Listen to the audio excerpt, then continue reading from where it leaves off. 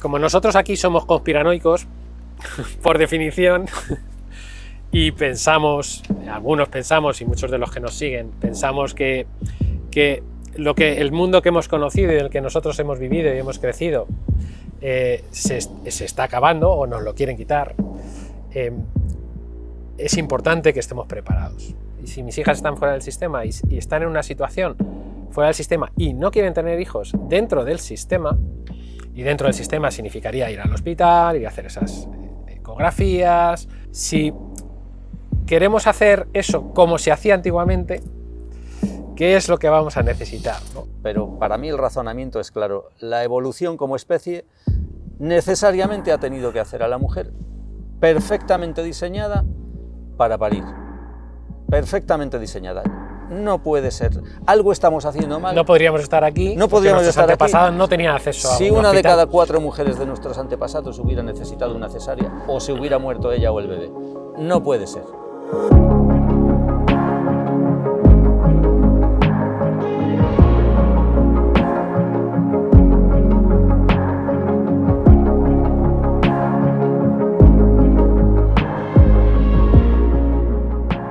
Hoy vamos a entrevistar al doctor Emilio Santos Leal, que es ginecólogo, y él tiene un currículum extenso y además no es un currículum típico.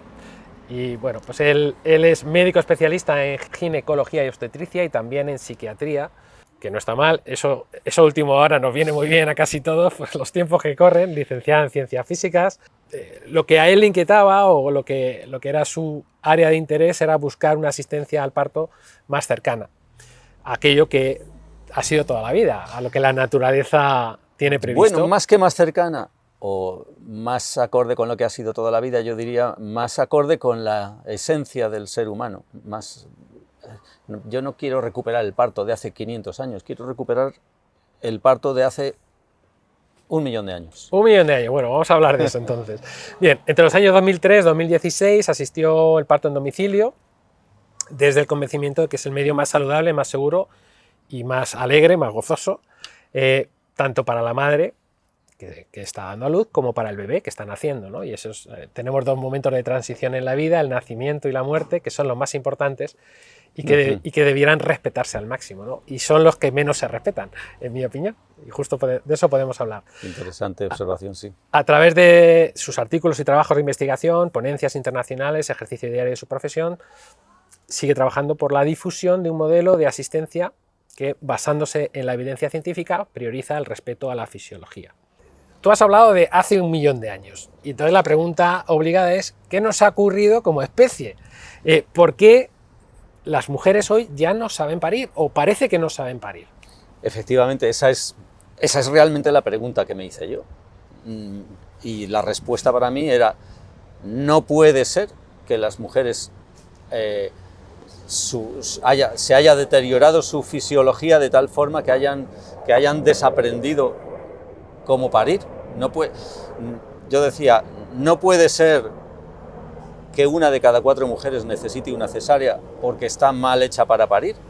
La genética no ha podido cambiar tanto. La genética cambia a lo largo de cientos de miles de años, no cambia a lo largo de solo miles de años, que es lo que llevamos de historia. Entonces, bueno, yo creo que es una cuestión de razonamiento, es una cuestión de pensar. Yo creo que a mí el tener la carrera de físicas me ayuda a ir más allá, a pensar quizá un poquito o mejor, o a dar más importancia al razonamiento. Pero para mí el razonamiento es claro. La evolución como especie necesariamente ha tenido que hacer a la mujer perfectamente diseñada para parir. Perfectamente diseñada. No puede ser. Algo estamos haciendo mal. No podríamos estar aquí. No podríamos estar aquí. Nuestros antepasados no tenían acceso a un Si una hospital. de cada 4 mujeres de nuestros antepasados hubiera necesitado una cesárea o se hubiera muerto ella o el bebé. No puede ser. Algo estamos haciendo mal.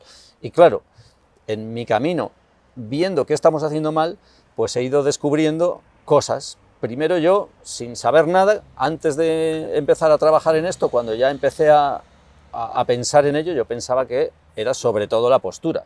La postura tumbada boca arriba, pues no es una postura muy fisiológica, no hay ninguna especie mamífera que el parto sea tumbada boca arriba. Pero lo que descubrí cuando fui adentrándome más en el tema es que por encima de la postura, que sí que efectivamente es un factor, pues están los factores emocionales. Y es que un parto necesita una serie de factores emocionales y que es fundamental que se den, porque algo mucho más sencillo que un parto y que tiene las mismas hormonas y los mismos neurotransmisores es el acto sexual. Y el acto sexual todos vemos evidente que no se puede producir si no se dan una serie de factores emocionales. En un paritorio sería difícil. Exacto. Bueno, hay de todo, ¿eh? Hoy en día. Exacto. Pero sería complicado. Eso con es, un montón de gente observando. Eso es, sería completamente impensable. No funcionaría la fisiología, ni la fisiología de la erección, ni la de la lubrificación, ni la de la excitación, ni la del orgasmo. Nada funcionaría en las condiciones en las que tratamos de que se produzcan partos y queremos que sean normales. No pueden ser normales en esas condiciones. Bien, una mujer antiguamente, o sea, ¿cómo se paría hace 1.000.000 de años? ¿Eso cómo era? ¿Qué es lo que hacía una mujer? ¿O qué Pues podemos mira, pensar? De cómo se paría hace 1.000.000 de años no tenemos referencia escrita, no había ningún autor que nos haya dejado nada escrito, ni tenemos un vídeo, ni tenemos una foto, ni cómo podemos conseguir indicios de cómo se paría hace 1.000.000 de años. Bueno, pues podemos conseguir los indicios por dos vías. Una vía es observando lo que hacen las mujeres de tribus contemporáneas, esas mujeres de tribus que viven todavía ancladas en la naturaleza, sin occidentalizarse. No solo sin occidentalizarse, sino sin unas leyes, sin unas normas, sino que viven más guiadas por el instinto.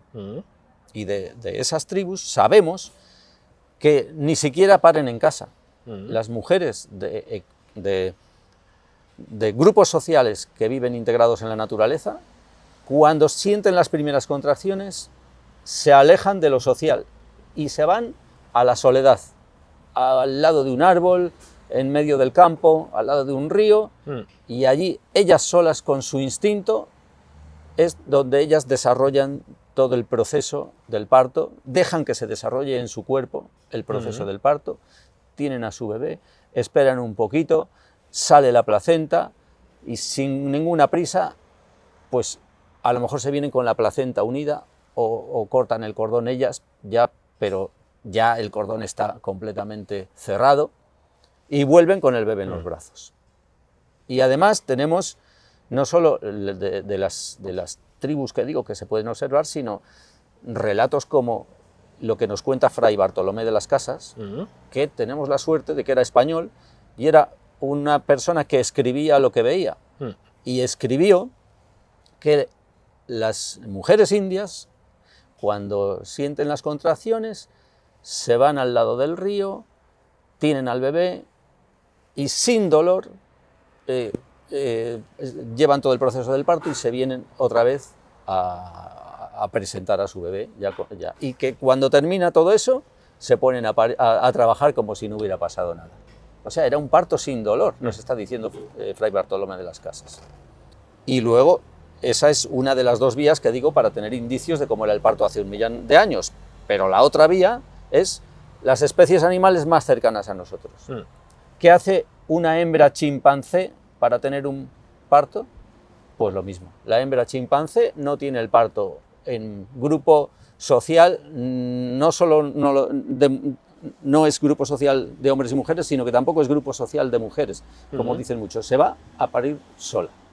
Es verdad que hay otra especie animal muy cercana a nosotros, que son los bonobos, que eso sí, la mujer pare en grupo de mujeres, pero es un parto en el que la acción la lleva solamente la mujer que está pariendo. ¿Y se forma un grupo cuando va a haber un parto de las hembras de la especie? Es el de los grupo, bonobos. pero no es un grupo de cualquier hembra, es un grupo de las hembras allegadas a la mujer que está pariendo. A cualquier otra hembra o a algún macho se le expulsa, no se le permite estar en ese grupo, en los bonobos, estamos diciendo.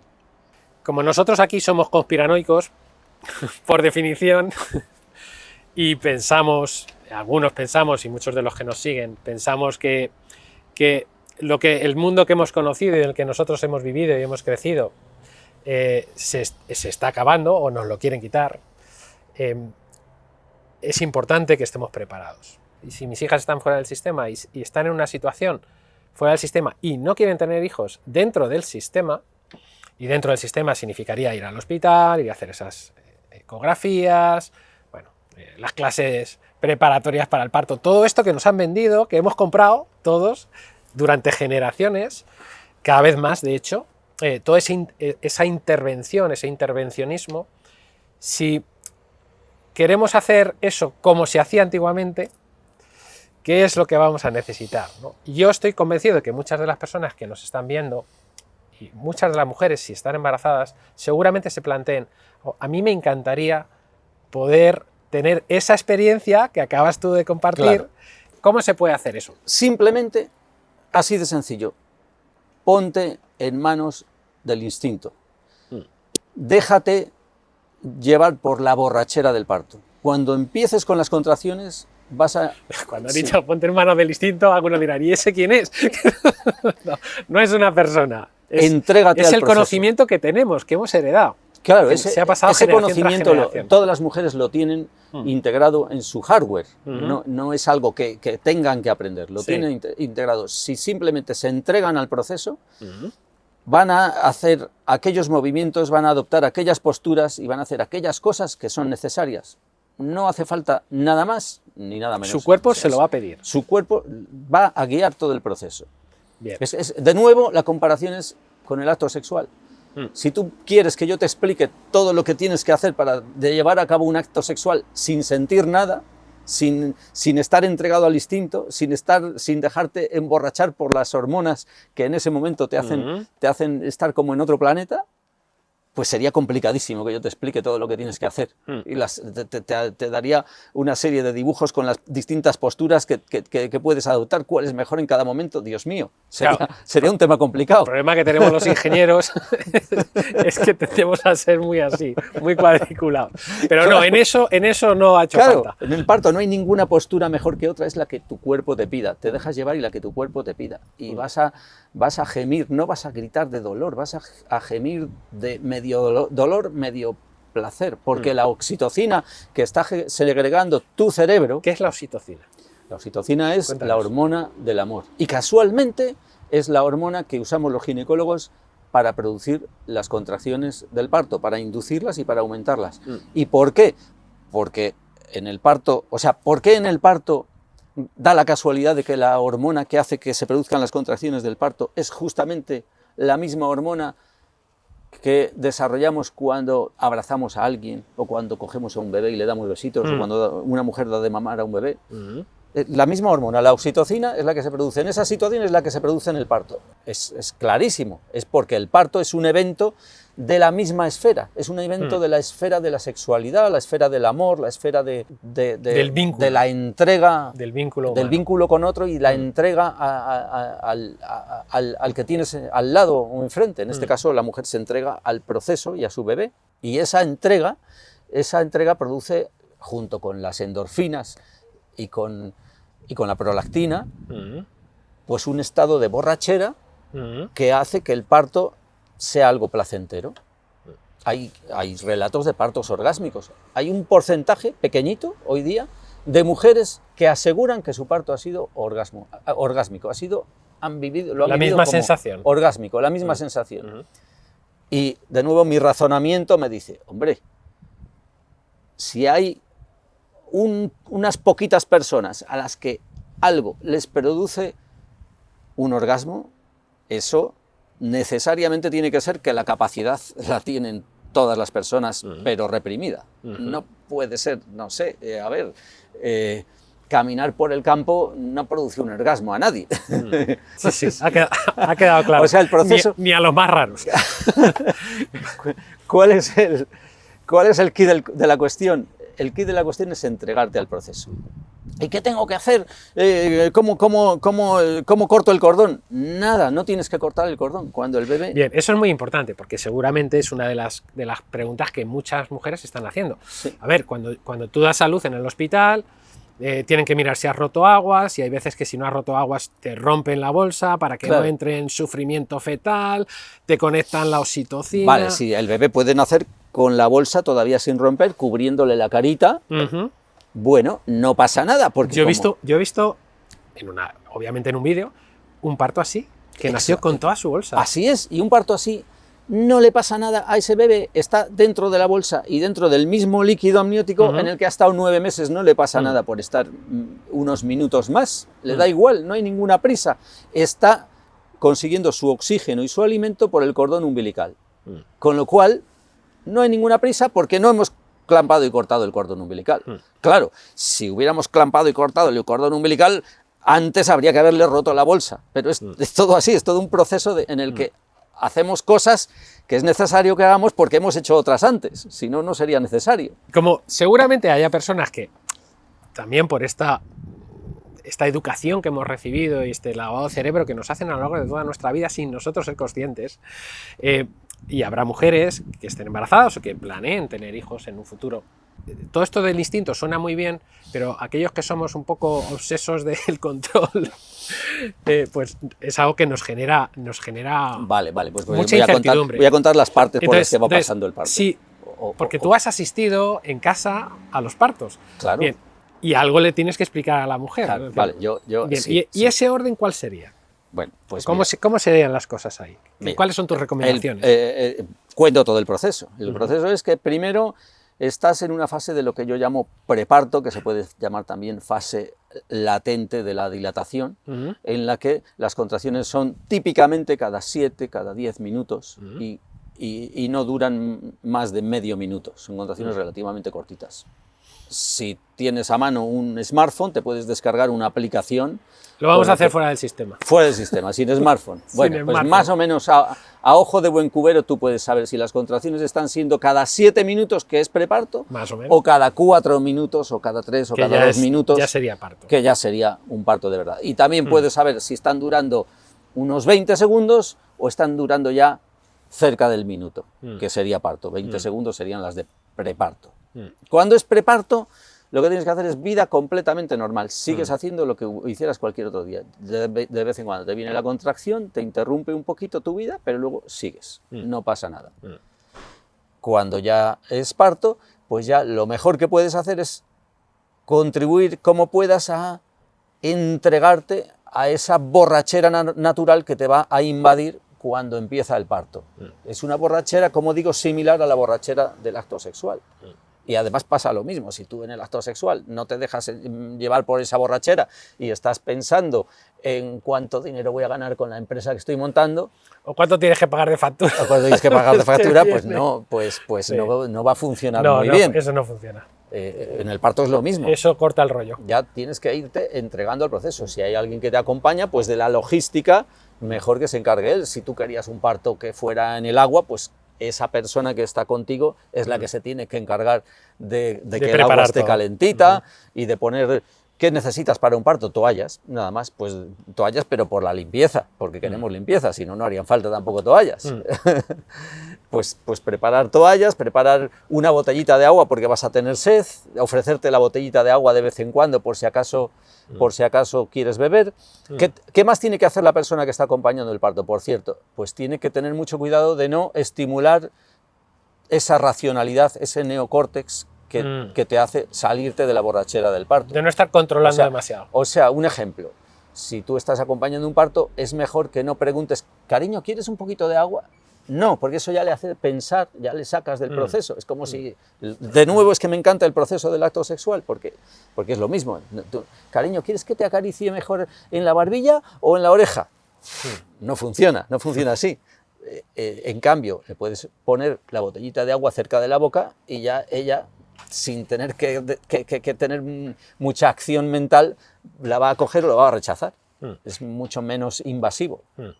Ese tipo de cosas es lo único que tiene que tener en cuenta el que atiende, el que asiste, el que acompaña a una persona que está de parto. Bueno, proseguimos.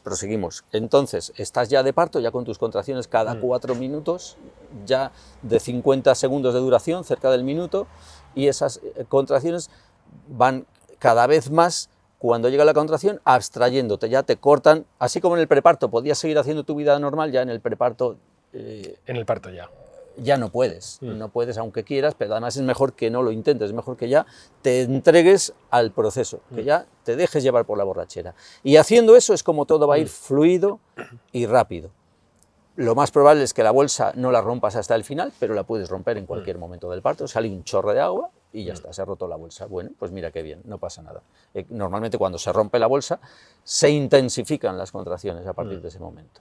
Pero bueno, es igual, el parto tienes que partir de que es algo brutal, es una experiencia muy intensa, pero muy intensa no quiere decir imposible de soportar, es como... Ni traumática. Ni traumática, es como muy intenso es también cuando te montas en la montaña rusa más alta o en el martillo de las ferias y gritas, ¡oh! Gritas, pero eso no quiere decir que lo estés pasando mal ni que estés sufriendo, estás viviendo un momento intenso. Y estás disfrutando, generalmente estás disfrutando. Generalmente quieres repetir. Sí. Pues el parto es así, es un proceso muy intenso, pero ¿cuándo vas a sufrir? Cuando tienes miedo. Ahí sí, si te da miedo, entonces, pero igual que en la feria, si estás en el martillo y tienes pánico, claro, vas a sufrir, pero si te quitas el pánico de encima y te entregas a disfrutar, pues no sufres, disfrutas.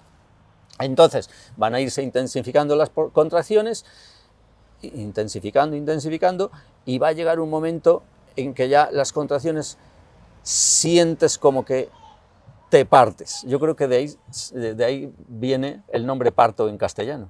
Yo muchas veces he pensado, ¿de dónde viene? Yo creo que viene de que hay un momento crucial en el que sientes que te partes, porque es cuando la cabecita del bebé está atravesando el estrecho de la pelvis. Y entonces ahí el estrecho de la pelvis se tiene que abrir un poquito, los huesos se tienen que separar un poquito y tienes una sensación tremendamente intensa de que te partes. Normalmente justo antes de ese momento hay un momento de ¡ay, no puedo! El que acompaña el parto, ¿qué tiene que decir ahí? Nada, acompañar, escucharla, pero no tienes que... Fundamentalmente no estorbar. No estorbar, claro, pero es normal pasar por un momento en el que la mujer tiene como la sensación de que no puede. Después viene, o antes viene... Antes o después, puede ser antes o puede ser después, ya el momento este en el que te partes. La pelvis que se abre. Y normalmente muy cerca de ese momento empiezas ya a sentir que con cada contracción tu cuerpo empuja. Tienes ganas de empujar, pero no es que tengas ganas de empujar y, como tengo ganas de empujar, ¿tengo que empujar o no tengo que empujar? No, es que tu cuerpo empuja quieras o no quieras, ya haces fuerza con el abdomen, empujas, ya tienes... El que está acompañando el parto lo puede observar simplemente observando la respiración, porque las contracciones, cuando todavía no estás empujando, son algo como... bueno, un sonido de ese tipo, y cuando ya estás empujando son ya algo como... Ese es el tipo de sonido, ¿no? Ya cambia. Y entonces, a medida que vas dejando que tu cuerpo se emborrache más todavía en esta fase que ya cuando empujas se llama fase de expulsivo, bueno, pues es la fase en la que es muy potente para que el bebé ya descienda. Ya el bebé desciende, la cabeza desciende, ya pasas ese momento de que te partías y ya en un momento dado vas a sentir ganas de defecar.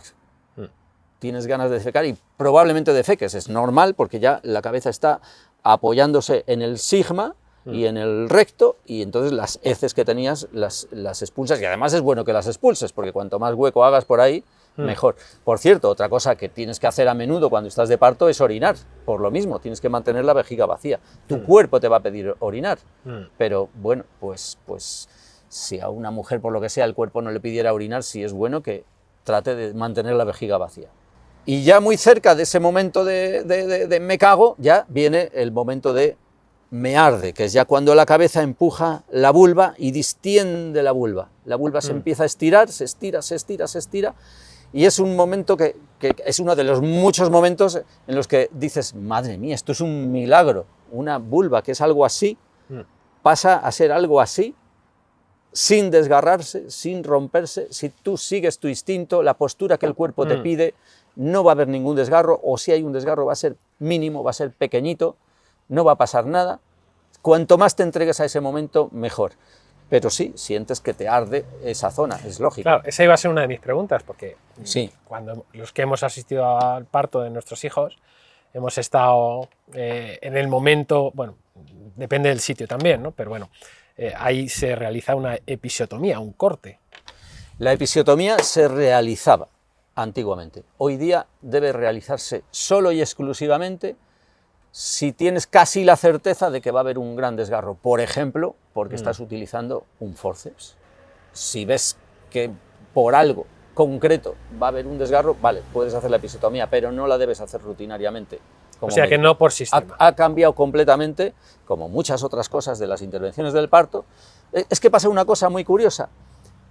La medicina basada en la evidencia. Tú has dicho que yo lo que quiero es hacer una medicina basada en la evidencia. Realmente no es mi objetivo primordial, pero es que me da la razón en todo. Cada cosa que se hacía rutinariamente y que se estudia de verdad en serio, la medicina basada en la evidencia, ¿qué es? Es un poco aplicar lo que decía Hipócrates. No hacer nada que no esté demostrado claramente que es beneficioso. Eso es hacer medicina basada en la evidencia. Pues cada vez que se somete a la medicina basada en la evidencia, a la prueba de la medicina basada en la evidencia, una intervención que se hacía rutinariamente, se demuestra que, mira, no hacía falta el rasurado, no hacía falta la episiotomía, no hace falta la oxitocina intravenosa rutinaria. Resulta que ninguna de las cosas que se hacen en el parto hace falta hacerlo rutinariamente. Vale, en casos seleccionados sí, pero bueno, continúo. Continúo con el proceso. Estábamos en saliendo la cabeza, ya me arde, ya la cabeza está bombando el periné y poquito a poco con las contracciones el útero se va dilatando y la cabecita va asomando cada vez más hasta que ya con una contracción la cabeza sale del todo. Se queda la cabeza fuera. Lo normal ahí es que haga falta otra contracción para salir el cuerpo. Para sacar el óvulo. Para sacar el cuerpo. Muchos asistentes al parto tienen pánico en ese momento porque podría estar el cordón... venir con una vuelta, por ejemplo. Venir con una vuelta, por ejemplo. Vale. Normalmente las vueltas de cordón, cuando el cordón está al cuello, normalmente el cordón es muy resbaladizo. Entonces, normalmente, si no se hace nada, por eso yo recomiendo a alguien que no sabe no hacer nada, el bebé va a salir con la vuelta, pero la vuelta, pues a medida que sale el bebé, se va a ir deshaciendo y si alguien que asiste al parto lo ve, pues puede ir pasando la vuelta por el cuerpecito del bebé a menudo que va a salir. Si es alguien que sabe un poco, cuando detecta que hay una vuelta, o mejor dicho, cuando detecta que ha salido la cabecita, mete un poquito el dedo, así en el pescuezo del bebé, a ver si hay vuelta, y se la quita por arriba antes de que salga. Y bueno, pues esa pequeña intervención sí que puede ser beneficiosa y tampoco hace falta gran conocimiento. Pero realmente, como digo, no es algo fundamental, no es algo que, si no sé hacer eso, se va a morir mi bebé. No. Normalmente no va a pasar nada. Pero bueno, si la ves y quitas la vuelta, pues mejor. Y entonces, como digo, ya en la siguiente contracción, ya por sí solo va a salir el cuerpecito. Si en la siguiente contracción el cuerpo todavía no sale y faltan varias contracciones más, pues de nuevo hay una pequeña intervención que no está mal, que es ya traccionar un poquito de la cabeza, probando para adelante, probando para atrás, para que ya ayudar a que salga el cuerpo. Pero de nuevo, no es necesario, no suele ser necesario, si la mujer está entregada, si está en posición libre, no suele ser necesario hacer nada. Y aunque faltaran 2 o 3 contracciones, lo más habitual es que todavía el cordón umbilical esté funcionando perfectamente y está llegando el oxígeno y los nutrientes al bebé perfectamente. Entonces ya, bueno, pues ya termina de salir el cuerpecito. ¿Y ahí qué hay que hacer con el cordón? Nada. No hay que hacer nada, hay que dejar... Que esta es otra de las preguntas. ¿Y entonces qué hago con el cordón? Hay que cortarlo. La mayoría de la gente está pensando, tengo que cortarlo. Ahora, ¿qué ha pasado? Ha pasado que el bebé ha nacido, pero todavía el útero se ha quedado... El útero ahora se tiene que hacer pequeño para volver a apretar la placenta, que es lo único que queda dentro. Pero claro, eso toma unos minutos. Eso, el cuerpo de la mujer es milagroso, pero no tanto, ¿no? El útero... El cuerpo de la mujer no tiene prisa y hace bien. El cuerpo de la mujer no tiene prisa. El útero ahora va a pasar 10, 15, 20, 30, 40 minutos hasta que el útero otra vez se empequeñece lo suficiente como para apretar sobre la placenta, que está todavía dentro. Y en esos 15, 20, 30, 40 minutos, la mujer, ¿qué tiene que hacer? Disfrutar de ese momento. Mirar a su bebé, olerlo, tocarlo, unirse a su bebé con los 5 sentidos. Siempre se habla del piel con piel, que es uno de los sentidos, el tacto, pero es que son los 5 sentidos. Tienes que olerlo, tu bebé te tiene que oler a ti, tienes que mirarlo, disfrutar ese momento. Y además es fundamental que disfrutes, porque para la salida de la placenta se produce esa hormona que habíamos hablado, la oxitocina. El momento de más nivel de oxitocina es el de la salida de la placenta, no es el de la salida del bebé. Ah, qué curioso. Es curioso, sí. Es como en el equivalente al orgasmo en el acto sexual. Es la salida no es la del bebé, es la salida de la placenta. ¿Por qué lo tiene así la naturaleza pensado? Bueno, pues posiblemente el momento de salida de la placenta es un momento que necesita asegurarse la naturaleza que hay una gran intimidad madre-bebé, una relación madre-bebé total y absoluta. Y entonces, cuando ya el útero se ha hecho ya pequeño otra vez y presiona sobre la placenta, van a venir otra vez contracciones para expulsar la placenta. Se va a volver a poner el útero un poquito duro y vas a volver a tener esa sensación de ganas de empujar y va a volver a salir de la placenta. Ahí hay un truquito que usan las matronas sabias, las matronas tradicionales, cuando la placenta tarda un poquito más en salir, y es darle algo a la mujer para que vomite o que se meta los dedos en la boca, porque la acción del vómito termina de empujar la placenta de una forma maravillosa. Y ya una vez que sale la placenta, ya se puede cortar el cordón sin necesidad de clamparlo, porque ya se ha cerrado. Está completamente cerrado y se podría cortar. Que es el proceso natural, como debería ser. Es el proceso natural, porque probablemente en el Paleolítico, cuando había escasez de comida para todos, la placenta, si eras mujer y veías esa cosa llena de alimento, te la comías.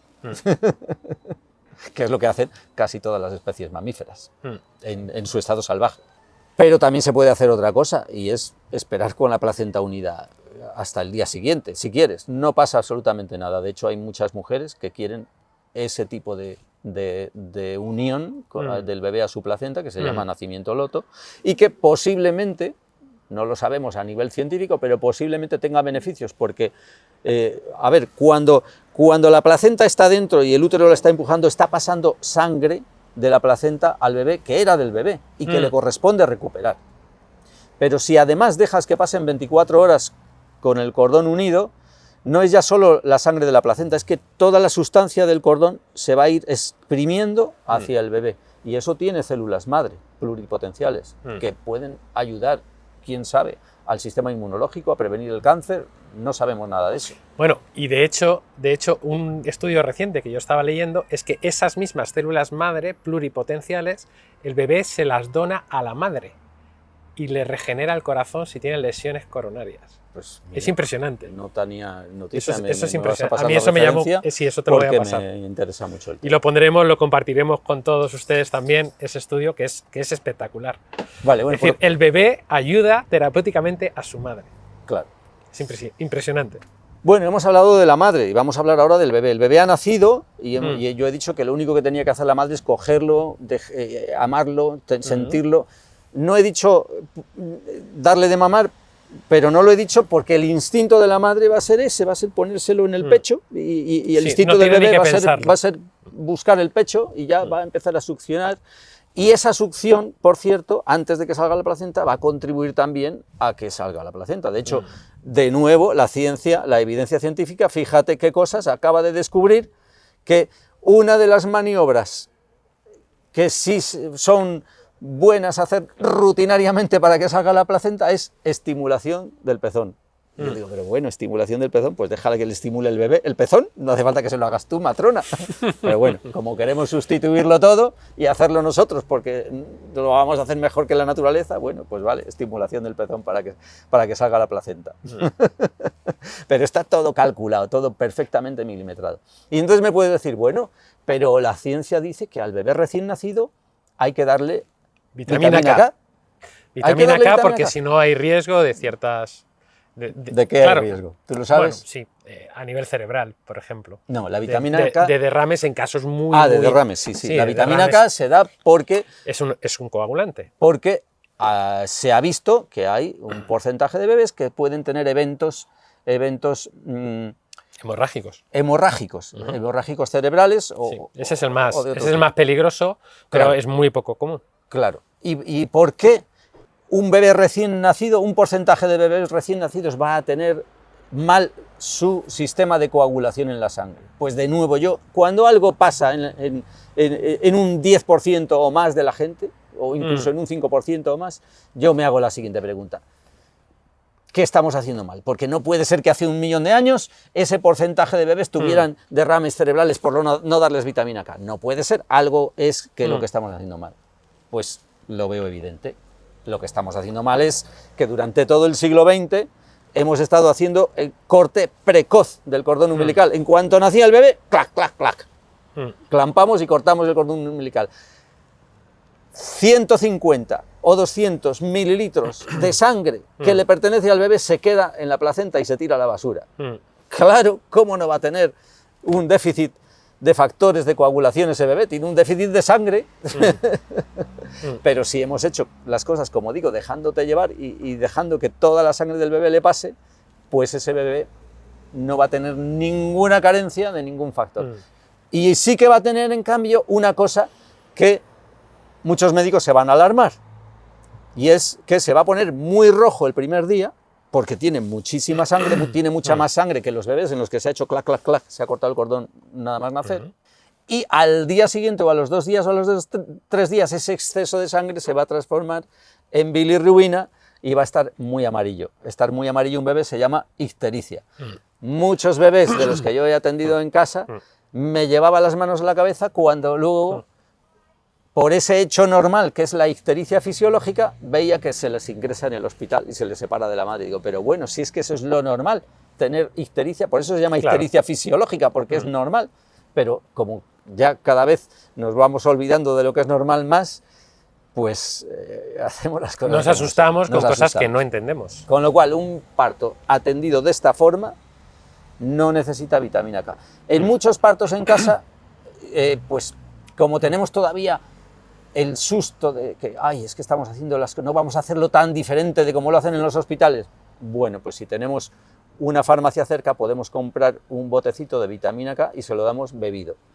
Porque bebido, bueno, pues aunque no esté claro que haga bien, algo que es bebido tampoco va a hacer mal. Bueno, ahí sí que leí yo un estudio en concreto sobre la administración, que de hecho hay muchos hospitales en Estados Unidos en concreto que se han pasado, en lugar de inyectar la vitamina K, la dan bebida, por una razón muy importante, y que si ustedes nos están viendo es importante que lo conozcan, y es que esa inyección de vitamina K no es solamente vitamina K, lleva polisorbato 80 y lleva trazas de aluminio.